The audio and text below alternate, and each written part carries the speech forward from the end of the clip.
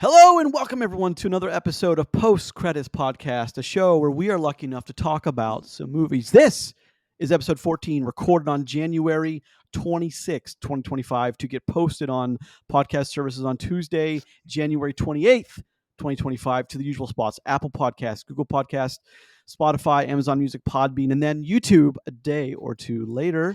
I am one of your hosts, Grayson.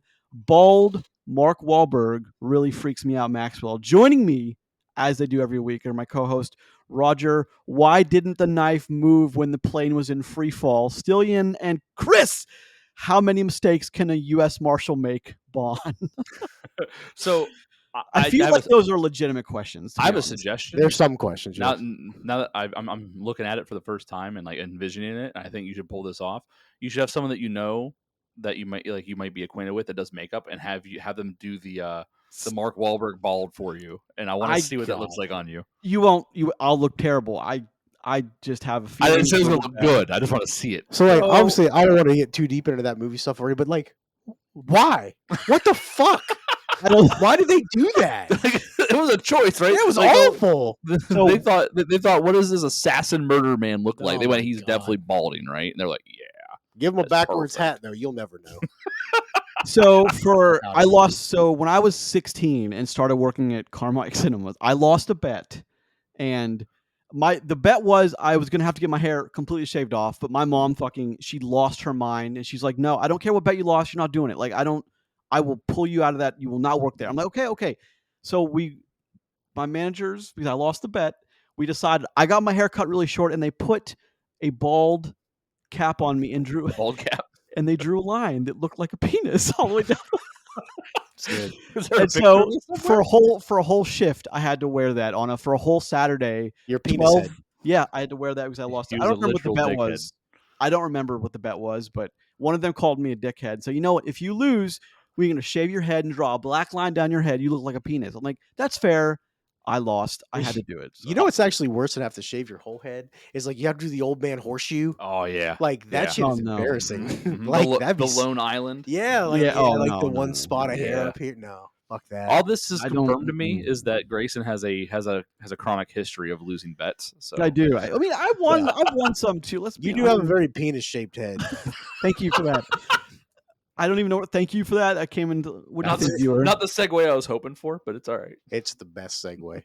It is penis-shaped head indeed, gentlemen. What is going on this week? I'm back. Roger, I've returned. Mhm. Roger, so you were gone last week. Chris and I heard. we definitely thought you were running around as the Wolf Man. I heard that. Yeah. How do you defend your position on that?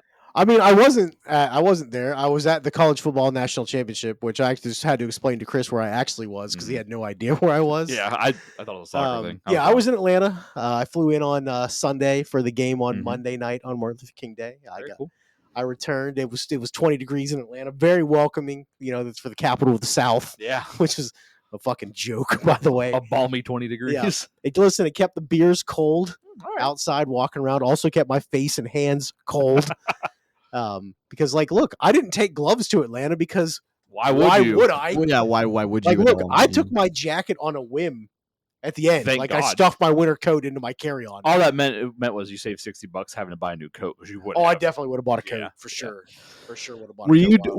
were you asking yourself a million times like, why is it so cold down here? Because everyone always does when it gets cold in Atlanta. Well, it's like I knew that they had winter coming, like a storm was coming, but like I didn't expect it to be like when I got there it was like 55, Ooh. and then the next morning when I woke up it was like 20. Even more. Ooh. I was like, this is bullshit, because that was the same temperature that I flew out of Columbus, Ohio on. Yep.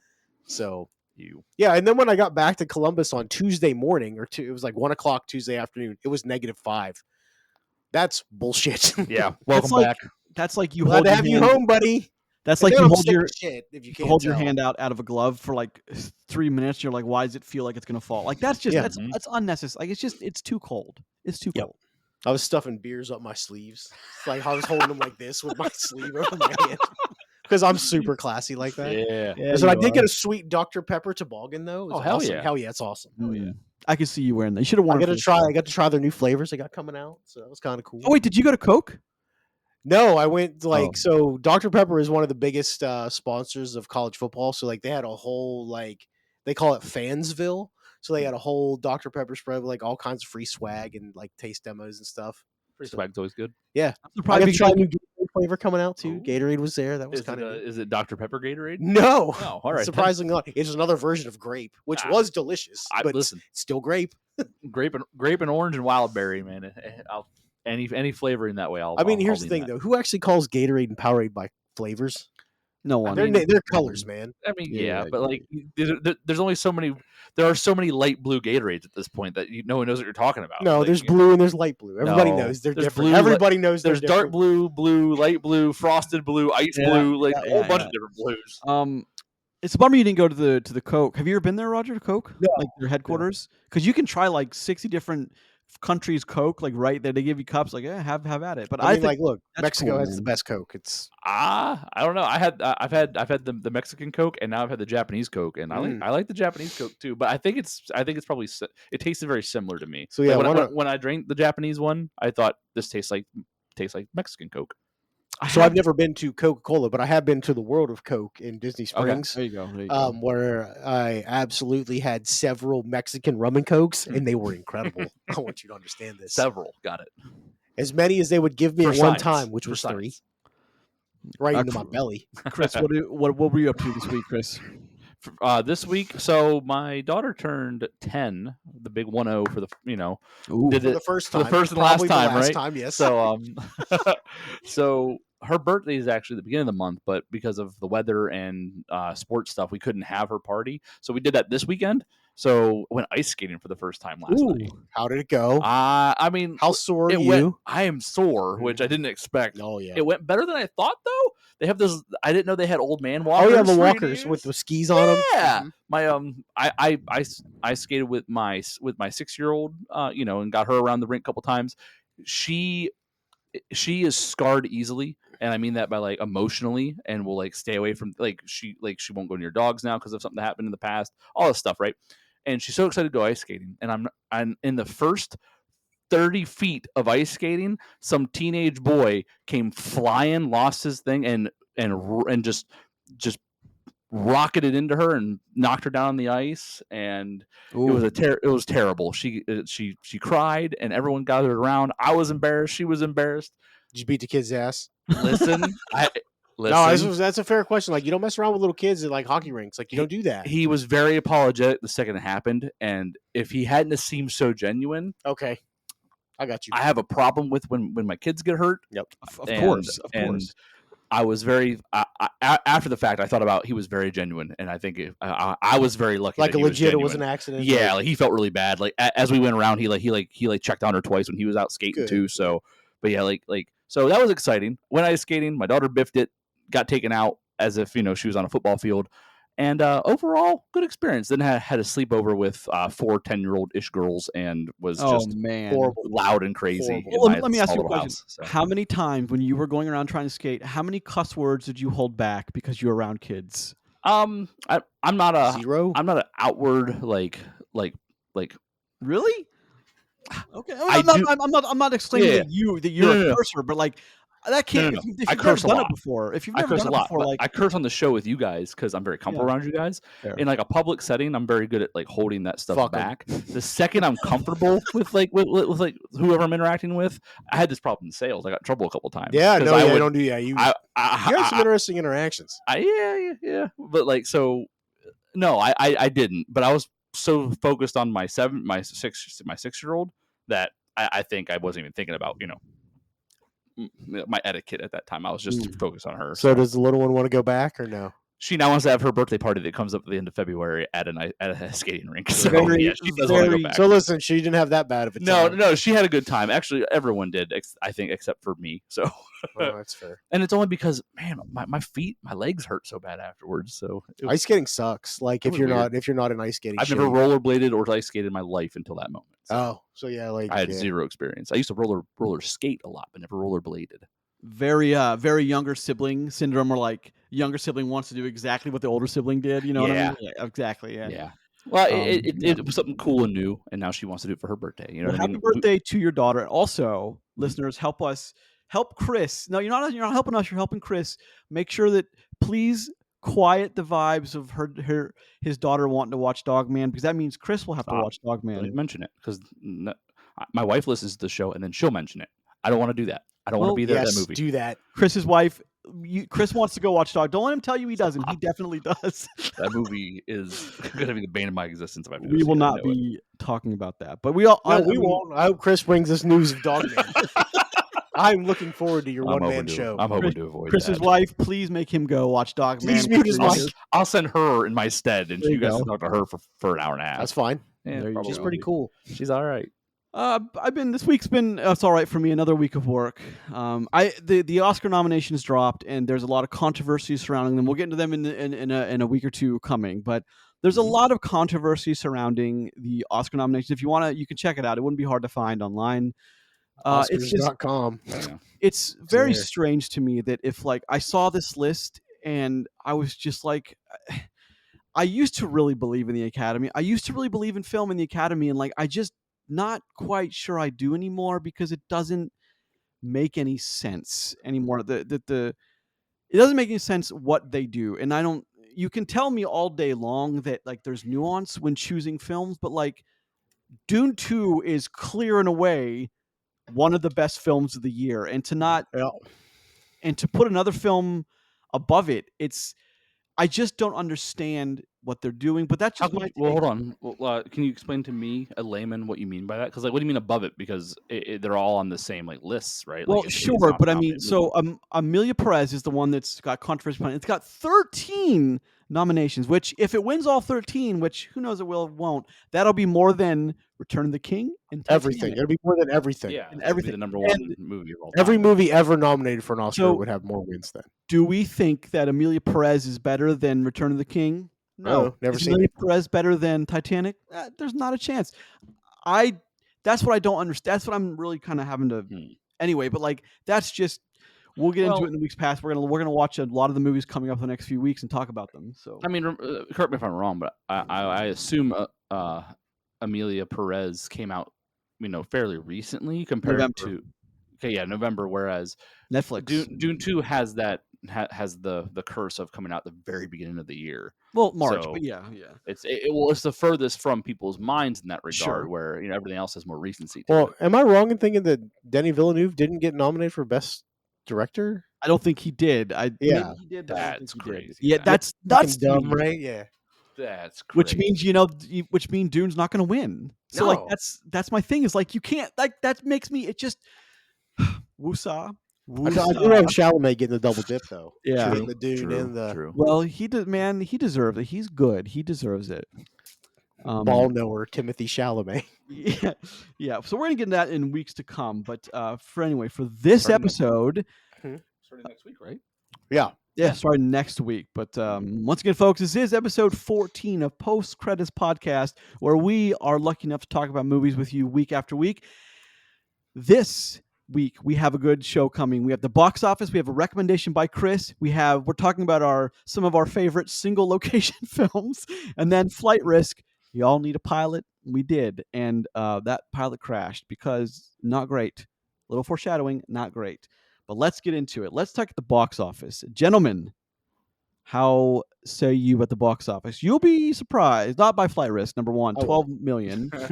And 12 million, it's worldwide 12 and a domestic of 12. Not great. Number two, here's where I'm kind of like, maybe I was right. Mufasa the Lion King, 8.7 million with a domestic of 221, an international 405 for a worldwide of 626. Now, I say that because, keep that in mind. One of them days, 8 million with a worldwide of 25 million. That's the movie. I don't even know what that is.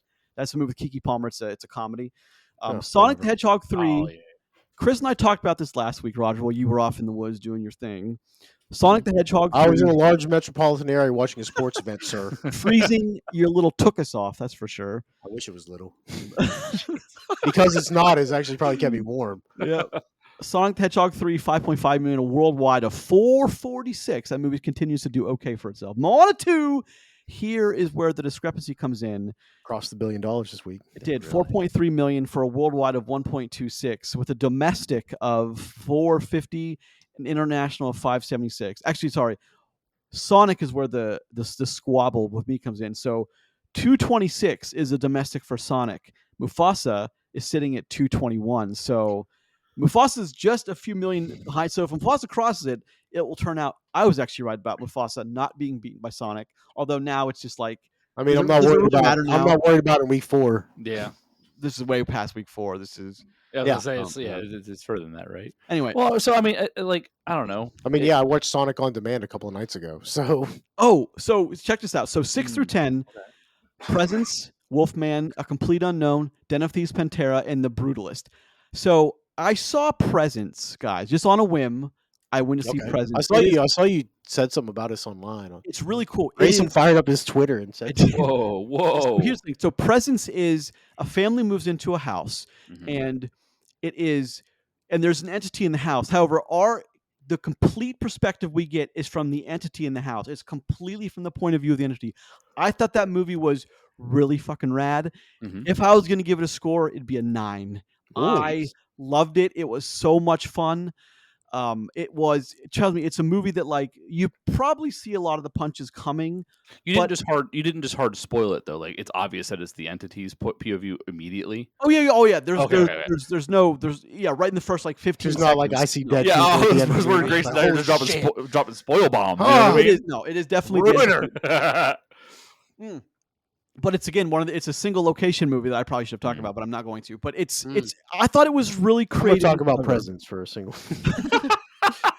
I thought it was really clever how Okay. they did things. So I mean, like, I was interested in that movie when I saw it advertised, but just with the time of year it is, it's not really spooky season, and Roger likes to avoid those like the plague anyway. Yes. So, we just not too long ago watched that single camera shot movie with Tom Hanks in it. What was that? He Here. didn't like that.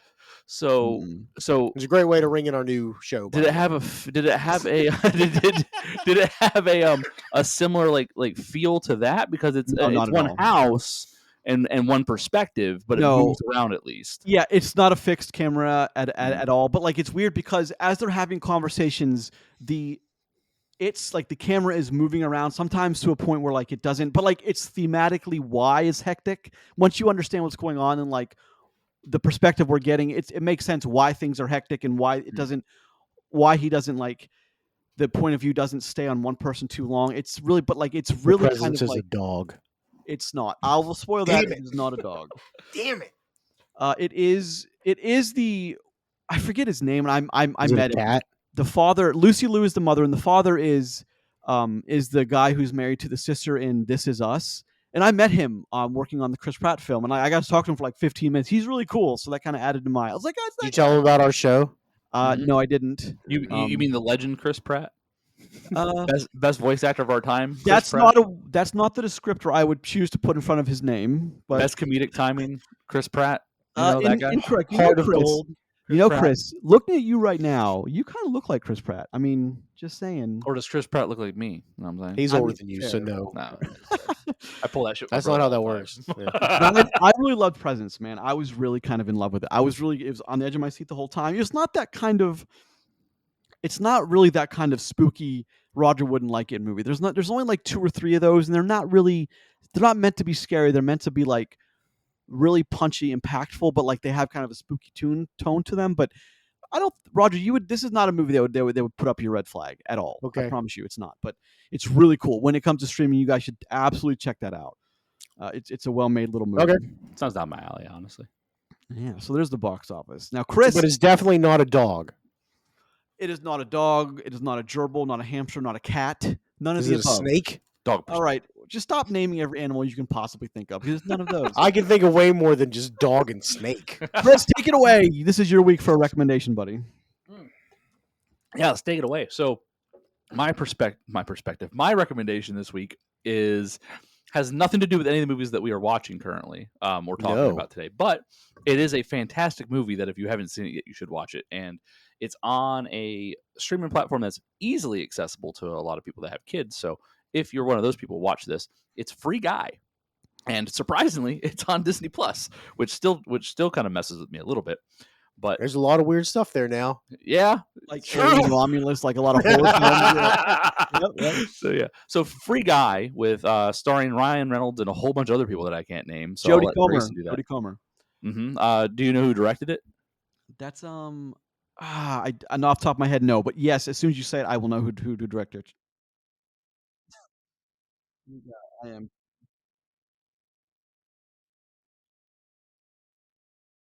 Oh, Sean Levy. Sean, he just did Deadpool and Wolverine. Yeah.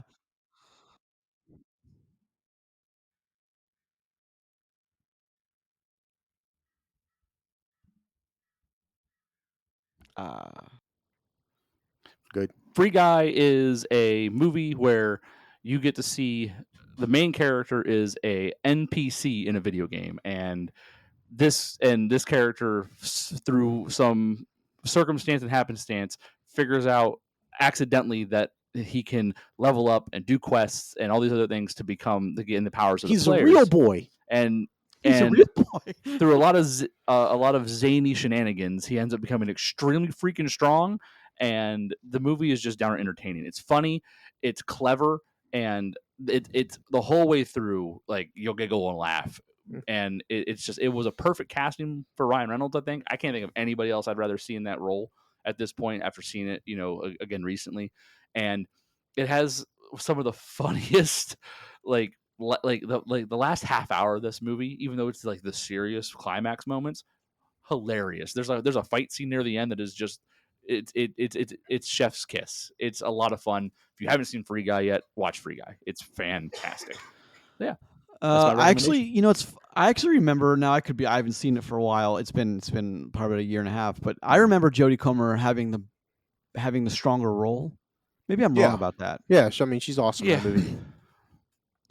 But that's a good, like, that kind of took me by surprise. I didn't expect it to be so wonderful, that movie. Yeah, I didn't expect same. to like it so much. We were excited, like I'm always excited to see it and stuff, but like it was just, I don't know, it's just a funny movie and it's really well made. It's a lot of fun. Yeah, it's good stuff, man. It's what if you could see the GTA 5 NPC life? Yeah, that's okay. That's what it is. So Yeah. Like when they get hit by the cars and just flip up in the air and get up and just walk away. Yep. Oh man, that one's gonna be on my insurance, and they fucking hobble off. Yeah. Yes, sir. Yeah, good movie. Watch it if you haven't We yet. had a little snafu earlier. If you notice anything weird about Yeah, that. it's gonna be blippy and weird. Yeah, technical. It'll be okay. It'll be all right. It'll be all right. So is life here Tis life. in the Such is internet life. world. Indeed. Thank you for that, Chris. That's a damn fine movie to check out again if you haven't seen it for a while. I think you'd be pleasantly surprised and happy watching it again. It's a good watch. All right, gentlemen, let's talk about some of our favorite single location movies, because Flight Risk is one of those where I mean they're moving, but like they're in one contained spot. Basically, The whole, I mean, 90% of the movie, yep. takes place in one location. So these type of movies are called bottle movies, by the way. Bottle movie. Bottle movies. Yep. Oh, okay. I looked that up. I did show prep. Oh shit. Yeah, Oh, what's shit. up? I don't What's think up? I don't think I even knew that term. So interesting. Okay. It's because you're a fake filmmaker. Got him. Wow. Okay. In the middle of this episode, just shots fired. Yep. Well, I'll start if you guys don't mind. But Yeah. I think Roger probably has arguably the better and most famous one of these, but I've always Of course had I Infinity. do. The I've- Oscar winner. Thank you. Oh, I've got a good one too, guys. I've had Did yours win an Oscar? I don't know. I don't think so. mine definitely did not, but it's got Colin Farrell, and I've talked about it before. You Phone talk about this booth. movie a lot. Pete Booth. Here's the thing: is I really enjoy movies like this, like Flight Risk and Phone Booth and Roger's Pick, which I won't say, but I really enjoy movies that they tend to be on the shorter side, but they require more creativity and strength in the writing because you have to keep people engaged in a single location film. And I think what makes Phone Booth so cool is the premise is he, after the first 15, 20 minutes, he steps into a phone booth to make a call to a girl he shouldn't be calling. It's not his wife. He hangs up. Then the phone rings, and it's Kiefer Sutherland voicing a sniper who's got him scoped and said, if you don't do what I tell you to do, I will kill you. And they have a little cat and mouse game, and then he shoots a little toy doll, like a toy that's on the sidewalk, for like a vendor telling these little toy robots. And then Colin Farrell realizes that it is a very serious situation when not many other people do. One guy gets killed because his employee isn't allowed to use the phone because Colin Farrell can't leave. It's an interesting mix of elements that go together to make, I think, a very entertaining film. What makes it, I think, relevant because Mel Gibson was originally he was the first star chosen for that film. And I think that's interesting because Mel Gibson directed Flight Risk. But also one of the things I love about one of the Michael Bay factoids I love, he was one of the first directors they approached, and Michael Bay's first question was, "Okay, how do we get him out of the phone booth? You mean in a movie called Phone Booth, you want to take the guy out of the phone booth?" Yes. Well, hey, what's a phone booth? Well, okay, fair, but it's I love movies like that, and that's when was the just last time you saw my a favorite. payphone? There's one. out here. There's several. So there's a payphone booth right outside of the local food mart in Tiltonsville. Is there really? It doesn't work, but it's Oh. there. Is that the old drug dealer payphone? Pretty much. Yeah, I mean, I saw it. Listen, there's a bank of payphones at the Atlanta airport. Hmm. I saw them. Gotcha. But yeah, I couldn't. they tell still you the exist, and I'm sure they make. I'm sure they still make money. I mean, they have to, right? I mean, how much is it to make a phone call? it's got to be like $1.80 now, right? Like, it's it's- not yeah. a quarter anymore. no.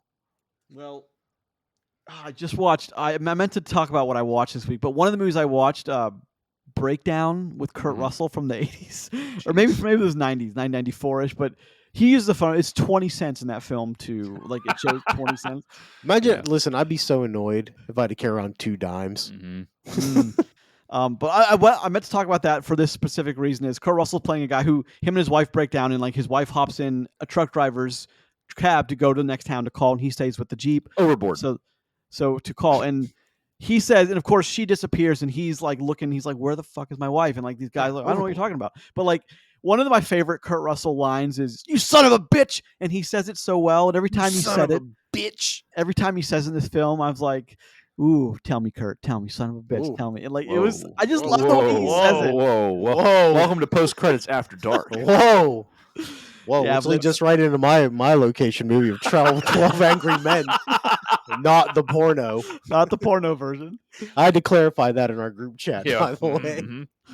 when we also did show prep. So, like, hey, Yeah. I did pick the best, single location. It is a good movie. I mean, it's great. Like, it's amazing how many people like have never seen it, and I'll tell them, be like, look, I know it's black and white. I know it's really old, but goddamn, what a great movie that is. What a gripping movie.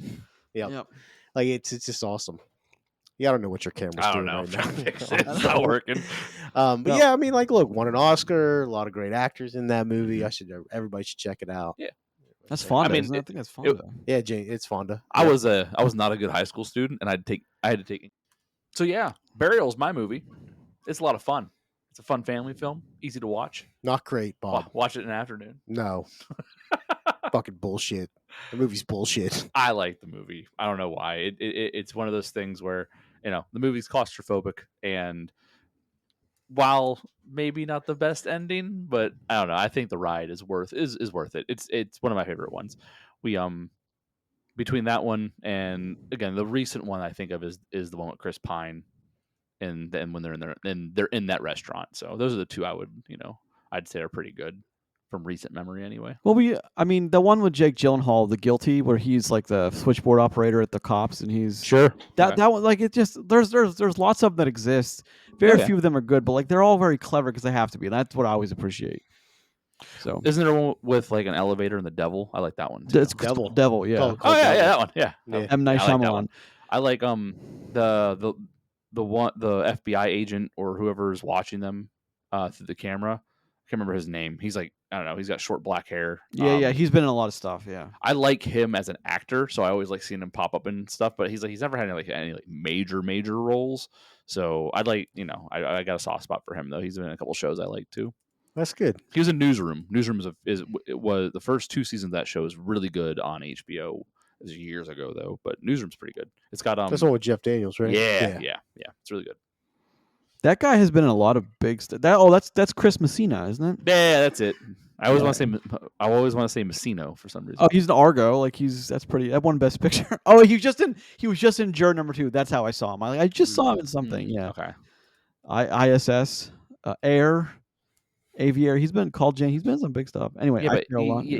but I can't recall him having any like major lead roles in like a big thing. So Hey, man, those checks cash. I know, agreed. Like I'm not talking smack on the guy. Again, I like him as an actor. I'd like to see him in a big role. I think he can pull it off. Sure. Chris Pacino, if you want to come on the show and verbally abuse Chris, who is verbally abusing you, you're more than welcome. Just I'm fine. literally defending the man's honor. So I don't know. All right, if you're wondering where that we had a weird, we have technical difficulties. So if you're wondering why the jump with audio and video is Why you can try to see us figure together Yeah. instead of separately. Yeah. No longer in 4K though. yes, Mhm. they're bros, indeed. Mm-hmm. Mm-hmm. All right, just so to sum that up, Phone Booth, 12 Angry Men, and Buried were some of the movies that we like to watch as far as Yep. they're called bottle films. Bottle. Bottle Bottle films. movies. Bottle Bottle films. movies have very few or one location Mhm. because we're about to talk about Flight Risk, which is it takes place all in a plane and over the course of like 70. Once they get airborne, it's like 75 minutes, and it's Yeah. actually kind of I think it counts down to like actual screen time too. So that's really It's interesting. pretty close. I'm sad Topher Grace didn't say "Get off my plane" in this movie, but whatever. Yeah. I There were wish. several opportunities. I literally thought someone was going to get thrown out of a window. I thought someone was going to get shot mid-flight. It just Yeah, it is that's. what it I mean, is. someone did get shot. somebody gets mid-flight. shot yeah, a yeah. few times mid-flight. I mean, there's a shooting mid-flight, it's stabbing, There's a shooting. There's a flare shooting. flare gun Yeah, there's a lot happens usage. here. Yeah. Which Indeed is it always is. disappointing. Like I said at the beginning of the show, anytime there's a flare gun shown, you know the flare gun's getting used. Oh yeah, 100%. Also, I would really like to fucking play with a flare gun. 100%. Yeah, I'm sure there's like laws against that though. In certain I don't areas. care. Certain airspaces, I you don't have, care. to, you have to like. So get, like, let's- okay. I don't need to be in an airplane to do it. Like I do it like No, in this, in you this can't room fire. that we're You in. can't just freely fire a flare gun into the air. That's what I'm saying. Like you're not allowed to do that. What if I shot it at like a person? Oh man. I mean, You just walk down the street and shoot in someone's window. It's open. It's just like, whatever. I mean, you ever seen those fireworks videos where they let them off from the street and like it goes in through somebody's like open window? Yeah. Like imagine just like And then laying you- on your and then couch. then you hear a bubble. yeah. Boom. Well, that's Just sitting there, shit flies in through your window. Yeah. God damn it! Well, that's I'd a be good so mad. segue to the movie of the week. Perfect.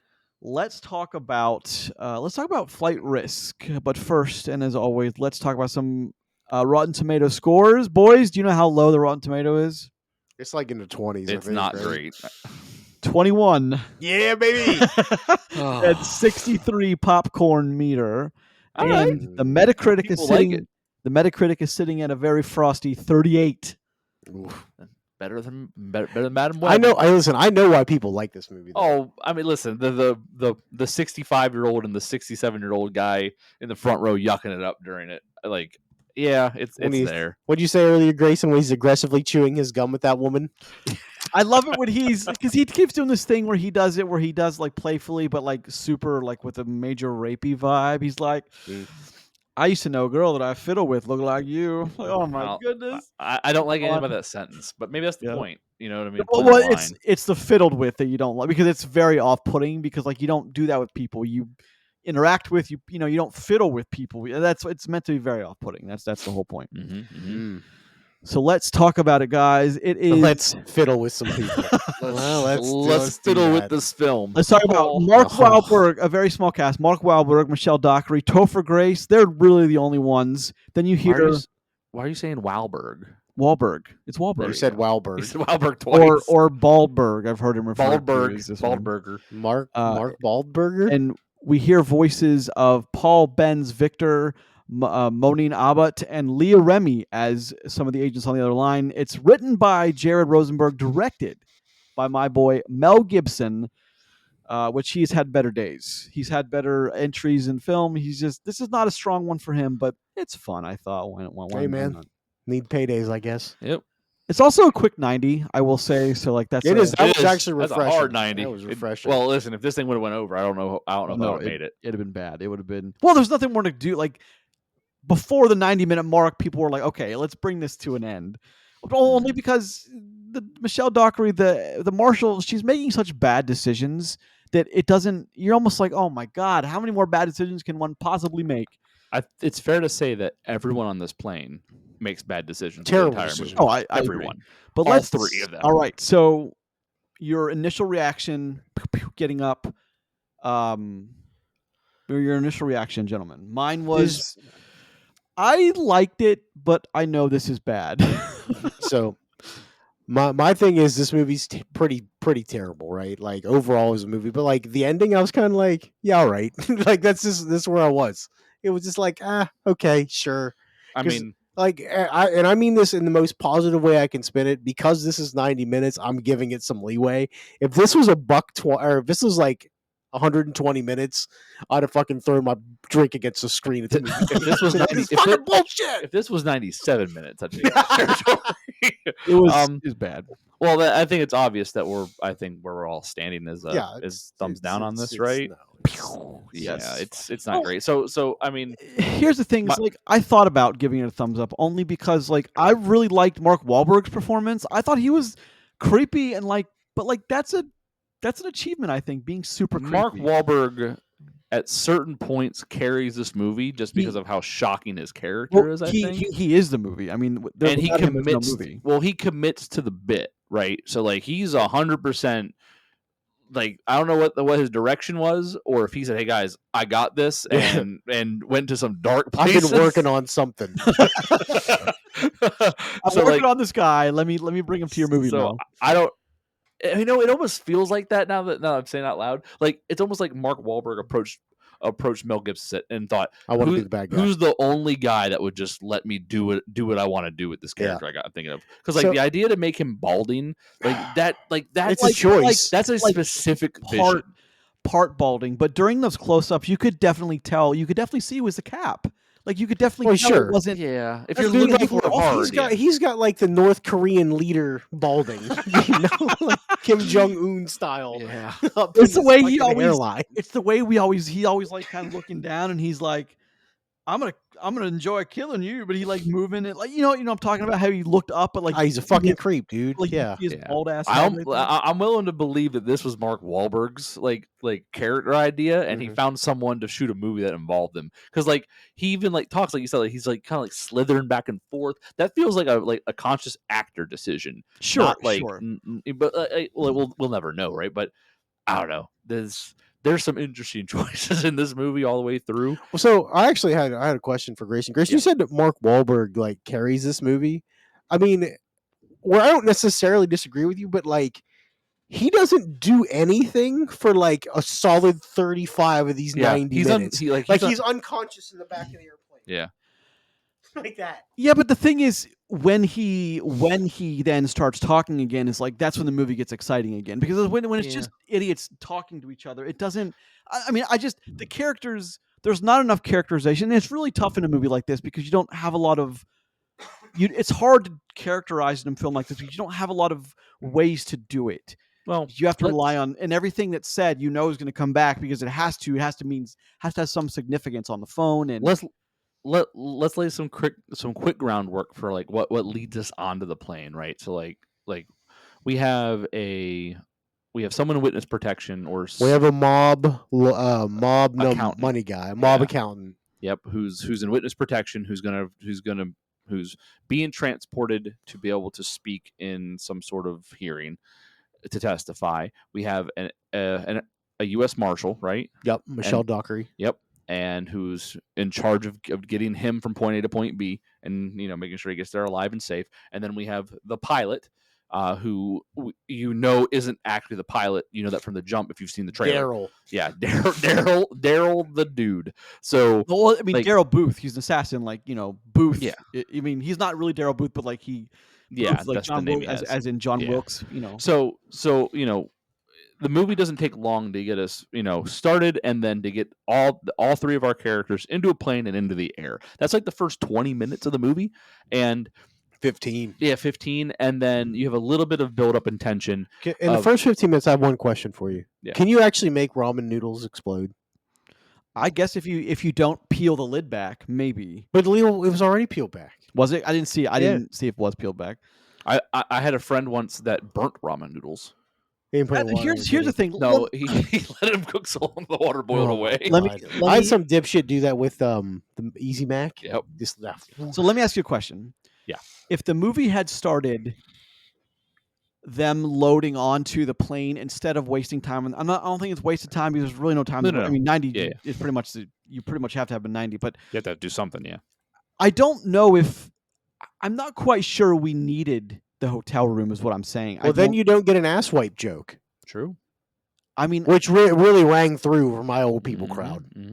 like, Can we I talk mean, about the crowd for a minute? Oh, What was the average age of your crowd? oh, 66, easy, well, easy. Bunch of old people in my movie, Yep, man. same. yeah. I mean, same with mine. I mean, now that I think about it, it was pretty old. I might have been. The youngest one. You wipe his ass. But it just doesn't. I'm not. It's not funny. It's not fucking funny. But here's the thing: I don't know how much value you get out of that first scene because I don't know how much it matters. It doesn't matter. So I think it does, but not enough to like warrant 7 minutes of screen time. I don't think that's the yeah. whole thing. I mean, you say it does matter. What matters about it then? Well, we learn things there, but the things we learn again. I was gonna say, over and they What over. about repeat. the awful CGI moose? Oh Oh, god, terrible! Yeah, Oh, awful. it's fucking awful. I forgot about that. Speaking for a of second. CGI mooses, Moose. maces. Anyway, Moosin. do you guys know the budget for this film? Actually, no. No. A crisp 25. Oh, that's, Okay. You know what? That's fair. I don't know how they got to 25. Hold on. I retract my shitty moose joke. That's perfectly okay. Oh, I put because- $25 million budget. I feel like old feel Mel like Gibby.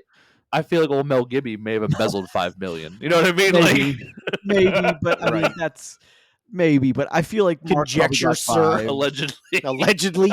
Yeah, I think Mark probably got 5. Topher probably got 3. Michelle, I mean, You think 3. Tover's getting 3? I don't know. Maybe I don't know how relevant he is anymore. I don't know if Tover. He only got $3 million for that if they actually got stabbed. Like that was Fair, part of the fair. thing. Listen. You know, out of all the directors, Mel's the guy to say, "Listen, I think that we got to have some more reality in this. I think he's gonna stab you for real." No, I just Yeah, we're gonna kick an extra $500K. He's gonna put one real stab wound on Yeah. you, though. It'll- But here's the thing: we're gonna get you real morphine.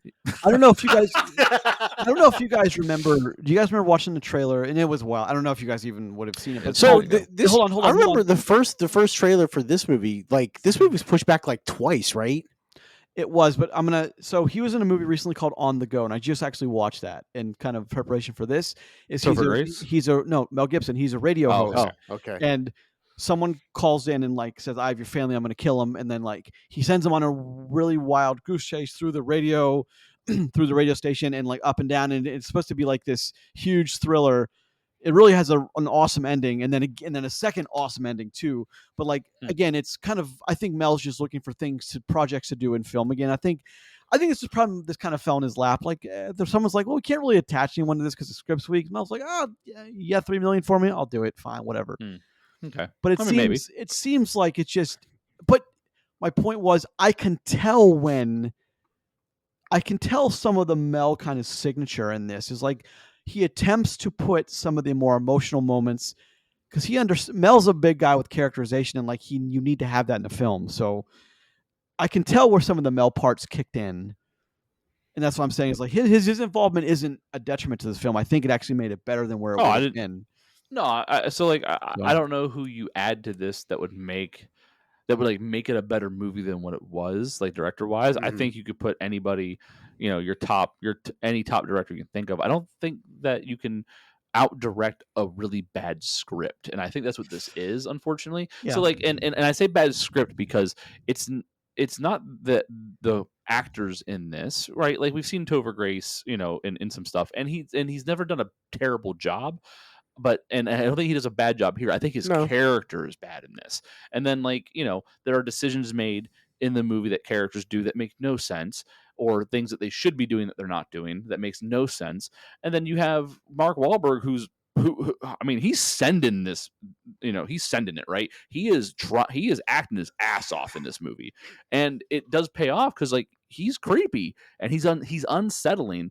And that's evident of a good actor doing a good job of pulling that off. So I don't think anyone is doing a bad job here at any level. I just think that the script is so abhorrently bad, and this is probably the version that they adjusted it to make something work here, because the movie This starts is the out, best version of a bad script. This movie starts out interesting enough. We get into the air, and then you're kind of waiting for everything to start going because we know as the audience it's going to happen, and then like. The movie, to me, takes a nosedive, pun intended, right after things start happening, because after that, all the bad decisions are Well, happening. it doesn't make any sense because it doesn't. It's the horror trope of why is the killer messing with the people he's trying to kill? I mean, so we have a movie? Like, why would as Yeah. soon as he Like, got off isn't the it just ground, easier to not be a creepy weirdo So- and just as soon as kill them? as soon as he got Yeah. airborne, he just would have killed him. Like that's it. Yeah. He would have cut her neck and then he would have put it in autopilot and just stabbed him. Like, and then he would have bailed out and left. Like that Yeah. would have been it. But like, or just pushed him out the plane and Yeah. then fucked off to Yeah, but wherever? So there's something I appreciate with that point though. So like they didn't do that and it not make any sense because in that regard, because the character constantly makes that mistake the entire like they're consistent with this killer Mhm. being unhinged to the point where he's actually getting in his own way a lot. He's making bad Right, decisions. so like he gets distracted by being caught up in what he's about to do, and like that's what gets him gets him stabbed, shot, Dude, listen, zapped. tased with a Yeah. velocity that I've never seen a human being tased before. well, hold on, Dude, like, look, hold on for his like whole 40 thing in straight his seconds. Neck is burned. Yeah, Like, or your heart would give out, Yeah. right? Like Yeah. you would die. but my point is like that's like one of the only consistent things in this. Still, like it's an obvious character flaw, and like yeah, wouldn't your hired assassin be like more assassiny and Yes, less of you know course, less you know, rapey. Yes, of yeah, course. bumbly and rapey. But I mean, maybe this is the only guy that could do this on short notice. You know, like maybe this was like the guy that was able to be like sent out to do this thing. There's Well, like I mean, like you're getting the oddly specific assassins here. We're like in Alaska, knows how to fly a plane, Mhm. yeah, and like you're cutting that pool Yeah, down like, significantly. your mob guy's looking at his sheet. He's like, oh fuck. Who do we have in Alaska? Yeah, he's looking. Oh, we got Daryl and Steve. Who can fly a plane? Well, Daryl says he can. Fucking Send Daryl. Daryl. Daryl Fucking- says he fucking can. Damn Daryl. it. Well, Send yeah. him. Okay. Listen, the last fucking time we used Daryl. Here's the thing. Last fucking I don't. Here's the thing I don't understand is like yes, this movie is it's allowed to continue because like each one of them makes awful fucking decisions at every single juncture. It doesn't Sure. make it like I don't know why as the assassin you would want to talk in a way that like it not only it tips her off, but also like he's lucky that she didn't. As soon as that guy opens his mouth, you can tell he's not who he's supposed to be. You draw your weapon, you put it on him, and you just say, "You were all three going to die, or just you will die. You choose right Well, now like- because I'm not going to get off of this." Yeah. Period. Wouldn't you vet the Yes. pilot a little bit more? Before you Like, fucking took and off. I'm not Yes. saying like, Wouldn't the U.S. Marshal know the picture? well, yeah, of, right. what Like the guy looks you'd be like, Yeah. because here's the thing, if like, so we find out early on that he's not the actual pilot because like Winston, Topher Grace's character, Mhm. actually sees the picture of Daryl. Mhm. Okay, which just insinuates that our U.S. Marshal, who we know we find out later is being set up internally, fine, Yeah. has never seen a picture of the fucking pilot that is taking them, the witness protection people. Yeah, but like, so okay, hold on. Take the big picture of we know she's being set up, so maybe they like made sure she didn't get a picture. But wouldn't that raise alarm bells in her head though? Well, like, yeah, or wouldn't Yeah. it just be the picture of Mark Wahlberg's character? Yeah, like something, when, yeah. like that doesn't make any But, sense. like, why would he when he's loading in his stuff? Why would his? So is that? I don't understand why. I don't understand why the picture of the real pilot would be left. Like, Well, he did say It was supposed to be hot. normally you don't. I don't let people on before I do a pre-flight check. Yeah, He does say that to her, which maybe would have been the time he would have cleaned some of that stuff yeah, but up. still, maybe. you'd grab it. Like they wouldn't know what it was. You just grab it and like, oh, that's but Yep, I he's need not this. really Hang on, let me assassin-like. tuck this up and like I understand he's unhinged and he's weird, but like I never. He's not really assassin. Assassins are supposed to be professional and like cover their tracks and not tip people off to what they do. But he's just. It doesn't.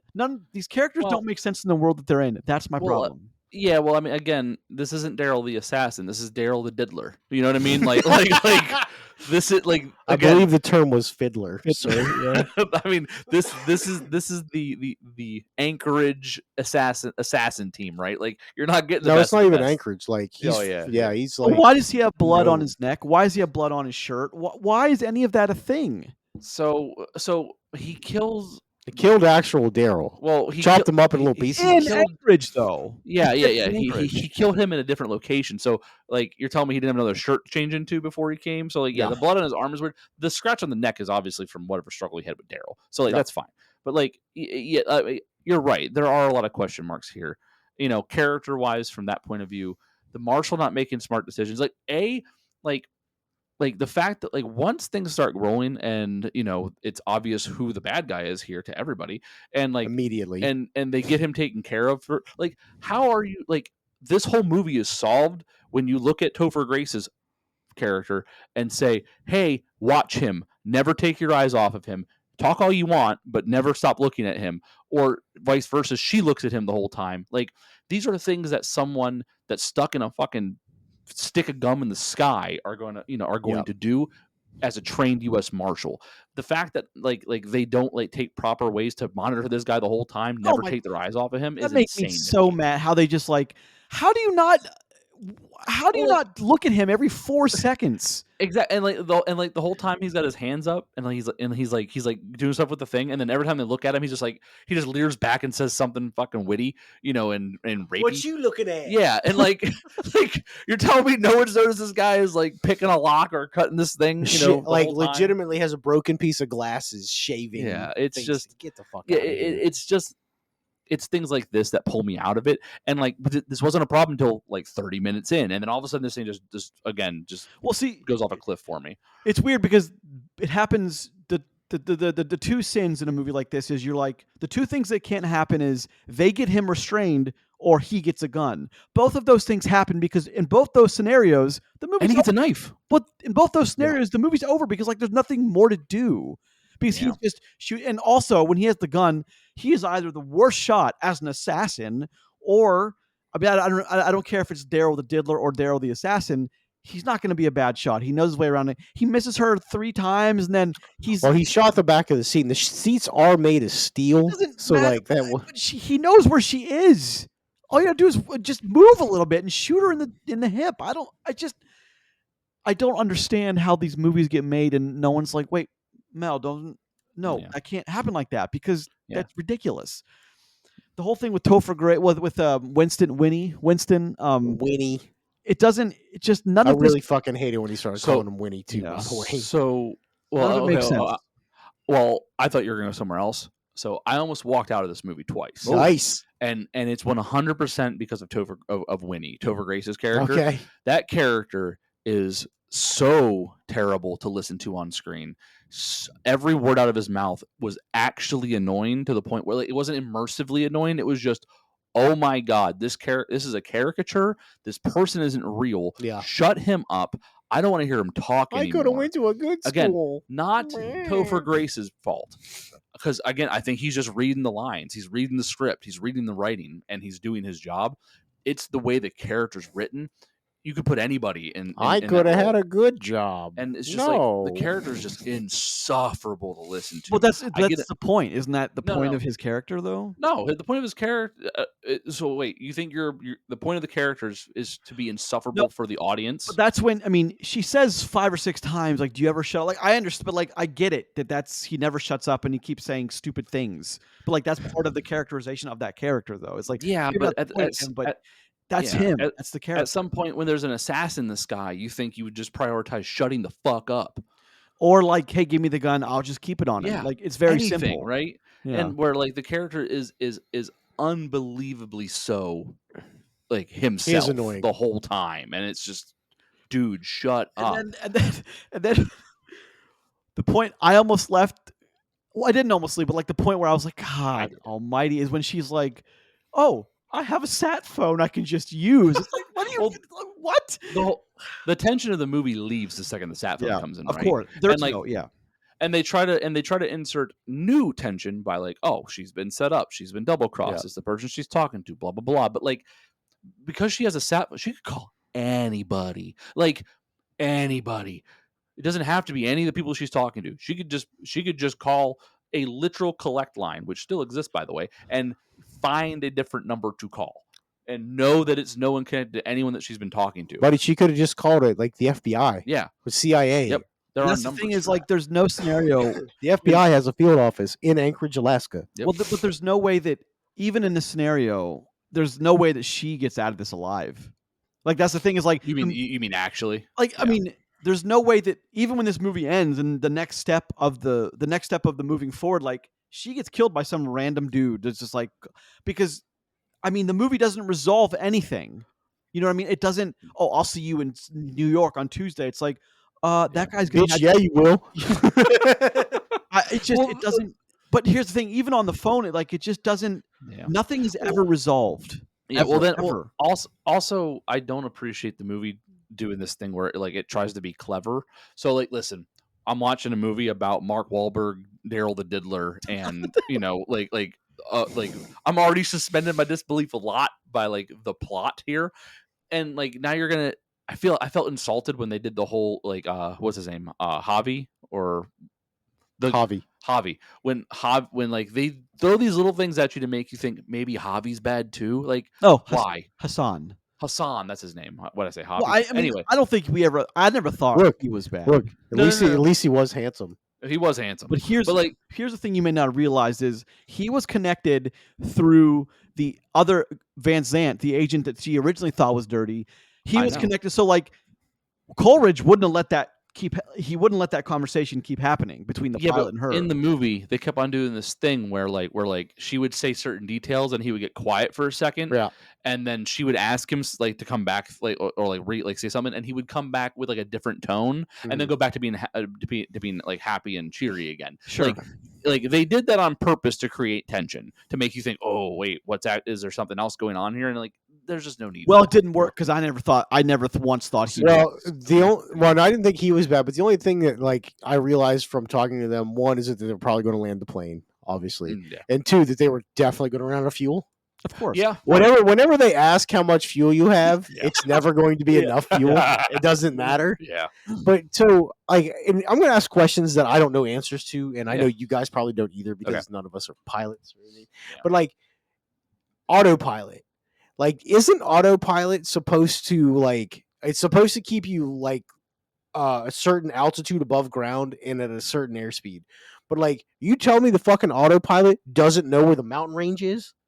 Of course, it'd be programmed in, yes. Right? It should, right? I would imagine, maybe not in a plane like that because that looked really rickety, but I would imagine, yes. I mean, I understand the GPS wasn't working. Yeah. So maybe that affects it. But also, can we talk about how they crashed through a snowbank in a fucking airplane at full speed and they just keep right on going? Dude, listen, that plane... That doesn't have... that plane goes down. They don't make them like they used to. Oh, my God. At that point, I was like, okay... I now know what the movie I'm watching is complete BS. I audibly groaned when that happened because and it was only made tenfold when I audibly groaned and the two old men in front of me went, "Oh yeah," or they started yucking it up because they thought it was a cool moment. I was like, "Oh man!" The only shit that would have made that worse to me is if they would have went up the mountain and did a loop, and then fucking leveled up and be like, "Oh wow, we made it."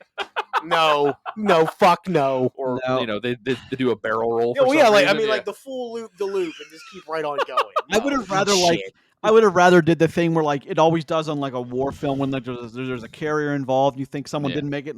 It stays level and then you see them come up over the horizon or whatever. I would have rather it than their wheels go through the snow. It's just the plane propeller going through the snow. I'm sorry, they're dead. 100 out of 100 times. They don't survive that. That plane stops.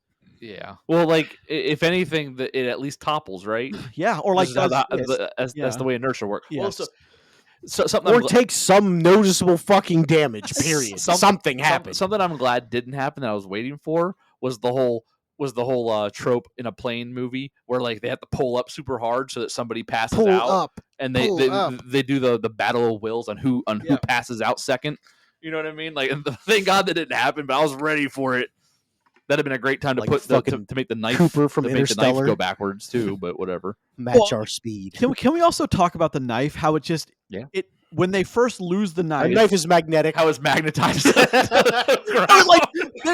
They go through a scuffle and they lose a knife and she's like, "Oh, where's the knife?" And then as a trained U.S. Marshal is like, "I need to secure the weapons I know of." Nope, doesn't look for it at all. So, and then they go through a fucking nosedive and the knife is still just sitting under the. All of us have done some extended stuff on planes recently, right? All three of us on large commercial airlines. Yeah. Right. Your shit bounces around everywhere. Oh yeah. Right. So imagine being on some rickety little puddle jumper. I have things secured in the front seat pocket in front of me and they fucking move around. Yeah. You know what I mean? Yeah. I can't hold my fucking drink without some of it shaking out when the turbulence hits. And this knife stays right fucking there. Oh yeah. Like Never it weighs moves until weighs it's 106 convenient. pounds. Well, it's just that's the thing is I don't understand why. I mean, some of the politics of Hollywood that we may not understand, and even me, and I work, you know, I'm usually on a film somewhere, but I don't understand how they really like someone's like, oh, you're editing the knife, wouldn't it have moved? And he's like, is that sequence already edited? Fuck it, leave it. Like it has to. You think It it has moves to. back. Ooh. Only stuff does move, but like we didn't see it, so we have to assume that. I mean, Yeah, it that would it have been never gone. moved. That's the thing. Yeah. It's like it just doesn't make any sense how these things happen. Yeah. You know, this doesn't make sense. How anybody would let their hairline look like that? that too, but no, like again, we've gone over some of the sins of each of our passengers.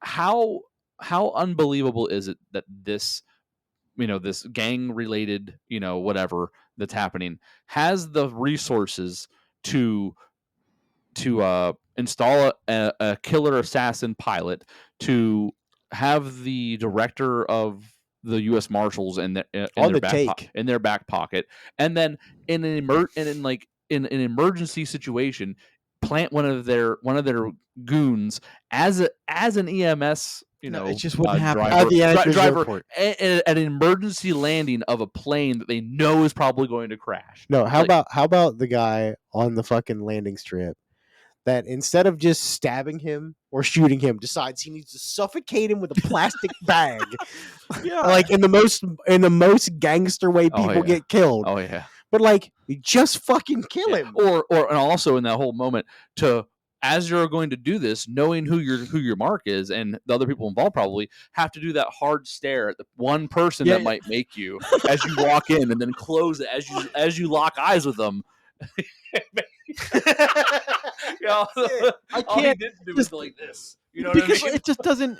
Because or even if you lock eyes with her, you then think, okay, I have to play the part of an EMS guy. I'm just going to check his whatever. I'm going to No. check his. Okay, so levels, that's the whatever. real thing, right? Couldn't you just have injected him with something? Anything. Well, and then here's Maybe the other to part. put you away from them. Yeah, and here's the other crazy part. She almost didn't go with him to the hospital. Oh yeah. They made it through all- He's good. Yeah, they made it through all this shit. She crash lands a plane poorly, I might add, and then That really was a wild landing. it really was. And then, like, oh, we're everything's fine now. Nothing bad can happen now. And like, lets her charge go onto, you know, to get into to go to the hospital, I guess. But like, do you think she would be like, you know, she's already telling everyone she's okay walking around. Why not just hop in the ambulance with the guy? That's your job. I mean, like, look, you need to go to the hospital Especially too. You were in a since- fucking plane crash. Especially since her character, like her whole shtick is, I'm not losing this guy. I'm not losing this one. At the very end, you're like, fuck it. He'll probably make it to the hospital. All right. No big He's deal. good. And then just lets him go. Like, it goes against the character that they've built. Winnie, you good? Macho Man Randy Savage is behind him, sharpening a knife. Well, You know what I mean?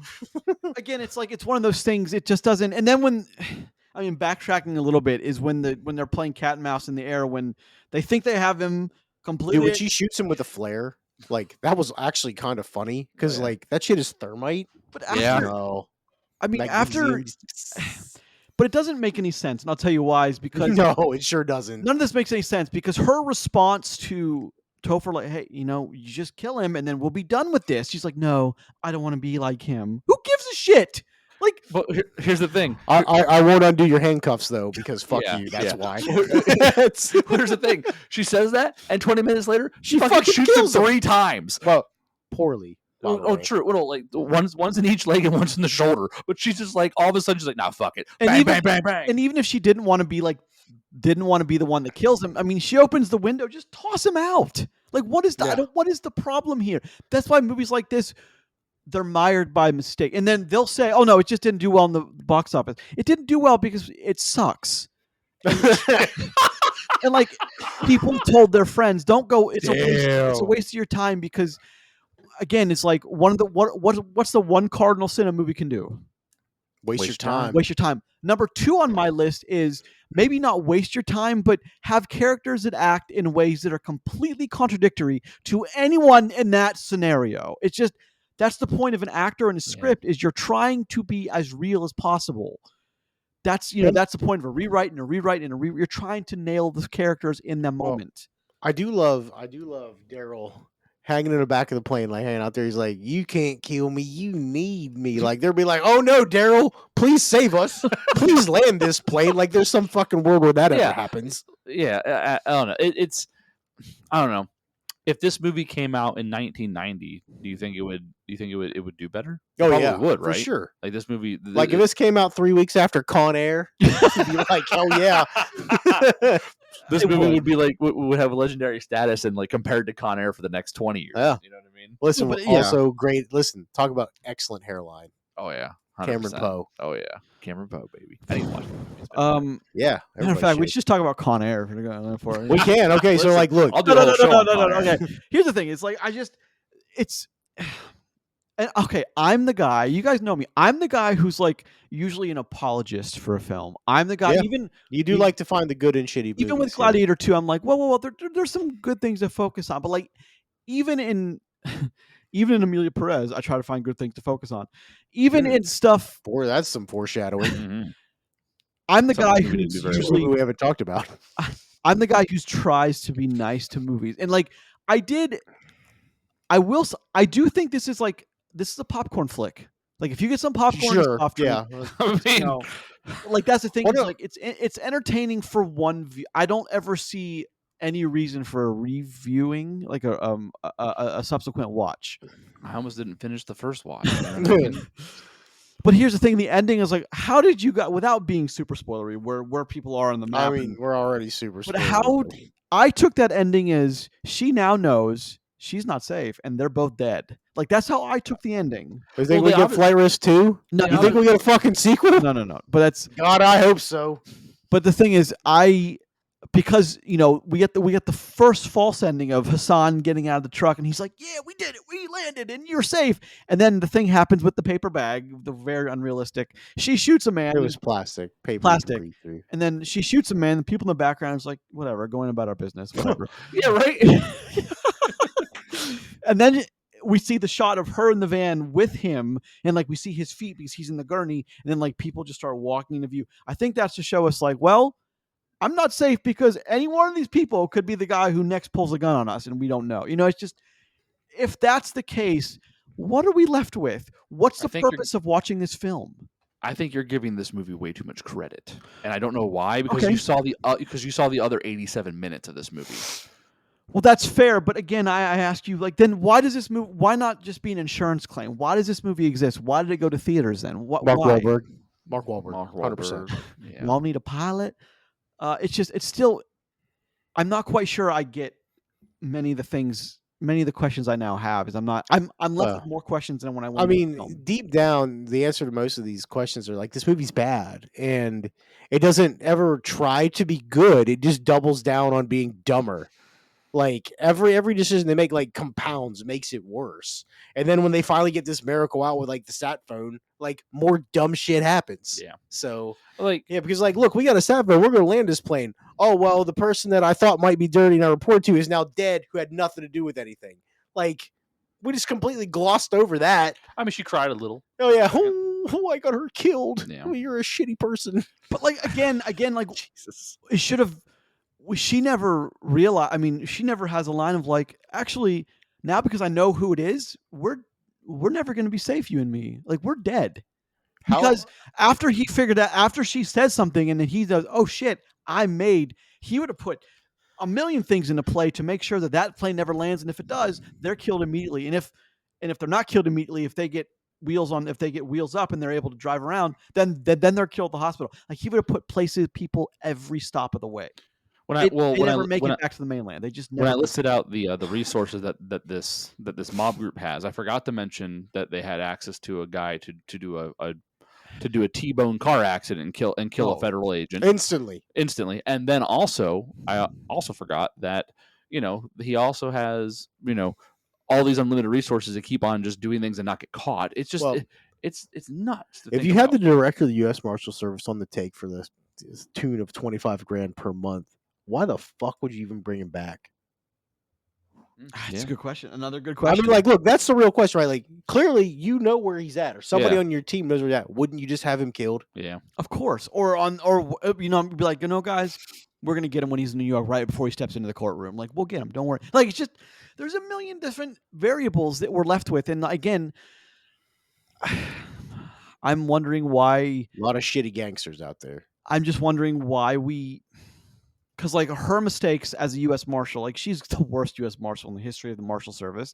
But he's also I don't know, man. You ever watch U.S. Marshals? There's some dumbass people in that movie too. Daryl the Diddler is also a really awful assassin. So He really is. and it just We're just calling him that now. That's just his name. That's just we're just doubling down on that. I mean, he says some pretty diddly things, or like really rapey things. So, and even Topher Grace's will to survive is like I was wondering because like that was when he realized when the thing fell out of the seat in front of him, which would never have been there to begin with. But like when he realized, oh fuck, that's not the pilot. I go okay. Now it gets interesting because he can't get her attention without also getting his attention. Wouldn't you just start screaming, "That's not the actual fucking pilot"? I don't care if he hears. Because then, if he's just going to kill the agent. But he doesn't have a gun. He doesn't have anything. But he's got the element of surprise. That's the On that, point. well, I mean, he's got the yokes of the plane. Well, That's on that point though, because you just reminded me of something else I had an issue with in the movie was that it happens a couple times, but it was most noticeable when Topher Grace is like mocking them and like has his fingers up while he's like talking as them like this. But then it cuts to them to like show that like they can't hear him, whatever, and then back to him continuing it. His hands aren't up. No, he's just sitting there. Yeah, he's just sitting there and not talking. So like they're not showing like the consistent edit of him mocking them, even talking while they can't hear him. And it's like is that poor editing? Is that you're not thinking it's about just laziness? Is what it is. It's like what is this? And it happens with our boy Daryl, cuffed up in the back with his hands up when they first do a long shot of him in the background and them talking, his fingers are going, but he hasn't woken up yet. So it's like I saw that. I definitely saw that. Yeah, because I was like, oh, he's he never got knocked out, blah blah blah. But then like he's actually asleep for like 20 minutes of screen time. It's like, wait, but he was moving earlier, wasn't he? But it's just a bad edit point. It's just bad. It's like, come on, Yep. The movie doesn't care, so I no longer care. As well, that's the thing, right? Like if the movie doesn't care, why should you? That's really truly what it comes down to. It's unfortunate because I mean I thought this movie sounded fun. When we did our most anticipated, like I was kind of psyched for Flight Risk, man. I think at least one of you guys was also psyched. For Here's the thing: the other thing with this movie, if it didn't have Mark Wahlberg in this movie, like we wouldn't care about this shit at all. Yeah. And legitimately, if it had someone other than Mark Wahlberg in it, like we would just absolutely. I mean, like we're not being nice to this. We'd have thrashed this movie. Well, it depends on how rapey the other person was. Depends on how I assume that's built in. Yeah, fair. And I'm gonna need you to stop saying the word rapey. That's too many times today. It's too much. Crazy that Mark Wahlberg has both been a preacher and this guy in the same couple of years. In the last 2 years. Yeah. With Mel Gibson. Father Stu is with Mel Gibson. So holy crap, it is. Here's the thing. I don't. And a point I wanted to make is like, I don't think this is Mel Gibson's fault at all. I think you just like. I mean, some of it's got to be he is the director. Well, but imagine if you just throw a director for hire like in there. Imagine it could have been a whole lot worse. Which I mean, yeah, sure, but I mean, your name is out there. Like you're attached to this pilot. Sure, and like his name was like Icon did this. That's Mel's company, and like he's like Mel. For some reason, he wanted to do this, but maybe it was just a sweet payday, and he's doing something else right after this. I don't know, but. I don't want to. I assume that this movie's been done for a while, right? Because it really was delayed like 3 times. Yeah. I think 2 years it's been done, but I think it was done during the pandemic. I could be wrong, but it seems like the perfect thing to like, because then it's all green screen in a plane. Yeah, just shoot. It's all one location. Shoot it. But it's who else plays Daryl besides Mark Wahlberg? That's a good question. Put someone else in that cast seat. What's the guy's name? What's the guy from Glass? McAvoy. Maybe. Yeah, but then it probably would have been good. Well, no, I don't. I mean, maybe I like it. Someone like. I mean, McAvoy is a superior actor to Mark Wahlberg. That's someone like Colin Farrell, maybe. No. Yes. Colin Farrell. Colin Farrell, I could see doing it, but Colin Farrell's had the bad hairline bit a couple times in a few of his movies. He definitely would have had a bad mustache. Yeah. Like the ones from his mustache from Horrible Bosses, where it's just Yeah. like the. I keep on picturing Tom Cruise from Tropic Thunder. No, he couldn't have done this. No, he wouldn't have done this. He wouldn't have done it. No. I'm not saying who would do it. I'm saying who you can see it Like in the full envision as the bodysuit? character. Well, like it's got the bad hairline already. Yeah, you know true. what I mean. So why not have him I need as you to take a step back and fuck your own face. and literally fuck your own bit. I just watched that like five days ago. Yeah, that's a great movie. Shit is a banger. You could never make that movie But like, again. but and like it's you know, so worth it. imagine that character as in the Spotted Daryl. I mean, it looks like him at least. You know, I could dig that. That'd be fun. I don't know about that, but maybe someone like who was Craven? Who was that? Aaron Taylor Johnson? No, who is that? Who's that guy? You're right. Eric- That's who that is. I could No. maybe see someone like him doing it, or does it have to be older? No, I mean, I don't know. I'm just for conversation pieces I think there are several people that Because could have done this it. question's more interesting than the whole movie. So Well, I mean, I just Well, want. you know what? Like, if this movie was completely different, it would be better. it's true. Well, I didn't. It's amazing how that works. I didn't think that. Oh, that's the thing. That's the thing that everything says. I love that phrase that people say if like, well, if this was different. Yeah, if the movie was different, it Oh, could have yeah. been better. Yeah, of course. You know, Sure. Mm-hmm. If everything about the movie was different, yeah, it would have been a lot If better. the U.S. Marshal Service properly did their job, Yeah, weird how that works, right? When I- professionals do the thing. You guys remember Unhinged with Russell Crowe? Yeah. Is when he's looking down in his big truck and he's like, oh, we're in the mom's like, I'm sorry, can we just let it go? And he's like, you're gonna have a real bad fucking day. I'm gonna make sure of it. Like, yes. Actually, just awesome. put that guy in the pilot. That version scene. of Russell yeah, Crowe? like that. Actually, you character. know what though? I want that Specific. version of Russell Crowe, but from the Pope's Exorcist, where he's riding his fucking moped around. he just very auto. He just doesn't care about the demon. He's just The riding Pope's the moped. Exorcist, which is a movie Yeah. that I actually really enjoyed, by the Mhm. way, because it Yeah. was fucking It was awesome. rad. Yeah, I really like that movie a lot. You know they're making another one, right? Yep. Yeah. I'm Yeah, ready for hell it. yeah, they are. That's I don't know. I can't even think of anything I liked. I mean, okay. I guess I liked Mark Wahlberg. I like his awful character design. Like, I love his bald head only because it's so creepy and it's so So stupid. off-putting. I like Mark Wahlberg in this movie. I like, his kind of mean- like serpent movement in a way. Like, I like that. I kind of don't stuff. mind. I don't mind Mark Wahlberg, the villain, and I think this is the first time I've really seen him in this way. Yeah, he like, doesn't do bad personally. guy stuff very often. Yeah, so like I like the fact he got to flex his villain chops. I don't think this is the one you want to be remembered for. You don't want to be No. Daryl. This is a payday. Daryl This is the a payday Diddler. movie. Daryl the Diddler, but I think that it proved that he can do it. I think a less creepy, more like he was almost like there's a version of this bad guy that's what was the movie he was in, Shooter? Yeah, Where yeah. He's a yeah, like sniper. there's a version of this character that's like halfway to the deranged Daryl and his character from Shooter that I think makes like a very good assassin-y vibe, like a bad guy assassin. I think that would work. You ever seen that shitty movie he's in called The Gambler? Oh yeah. It's on streaming Yeah. right now. Similar Yeah. kind of vibe. Okay. Yeah. Yeah. Mark Wahlberg does a lot of shitty movies. He does, but So, he's also You ever seen Cade Yeager? Yeah. I mean, that's it's a name. It's not a movie called Cade Yeager, but Hey, no.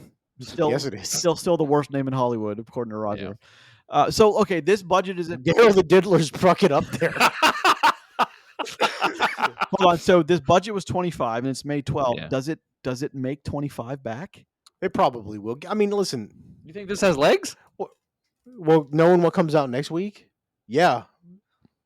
I guess maybe. I mean, like, we have a movie podcast, and next week we're not talking about a current release. Yeah, We're doing some Oscar work next week, so Yeah, I mean, I'm willing to bet. that's how poorly I think next week might be overall. I'm willing to bet that this movie grinds to a halt before it's 20. I agree with you. Here's the thing, though. I totally wouldn't be surprised if it has like another $10 million week. I was like, look, we're not talking like earth-shattering numbers here. At 25, it did 12.1 this week. Yeah. Like, it will probably make its money. No, Listen, will it be overly profitable? Probably not. there's no way but- this thing makes 50. No. So it can't be profitable. No, but Well, I mean, it won't be a net loss. So next week you have nothing. I mean, you have some stuff. It's just I don't think anything people are excited about. And then you have Love Hurts and heart eyes or googly eyes, That's whatever that. 2 weeks from now. And then Yeah. as soon as Cap 4 hits, it's dead. Sure. So- But I mean, like, look, hypothetically, it make goes 10 number million 1 there, next yeah. week and number Yeah. 2 the week after that. That could absolutely equal 25 million. Fair enough, but I don't know, man. I don't know. Listen, 12, 8, 5. Yeah. Very doable. Yeah, you're not. I mean, I guess it could.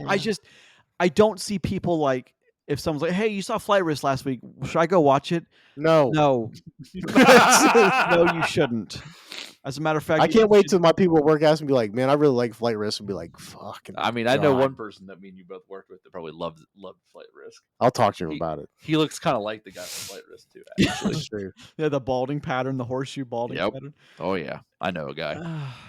I guess I'm just disappointed because like when Mel was involved, I'm like, okay, it can't be bad because Mel understands script, he understands character. Like it can't be. He does, and that's He one thing- understands a paycheck, baby. Well, Yeah, but- that's okay. So that's one thing I wanted to say is like Mel has made his bones. He's made some excellent. He has one of the greatest Oscar winners of all time in Braveheart. But like it's just, and he's also had some excellent characters. Like he's not in his career where he has to prove himself anymore. He's now just taking work in his name, kind of like lets things go for him. But I don't.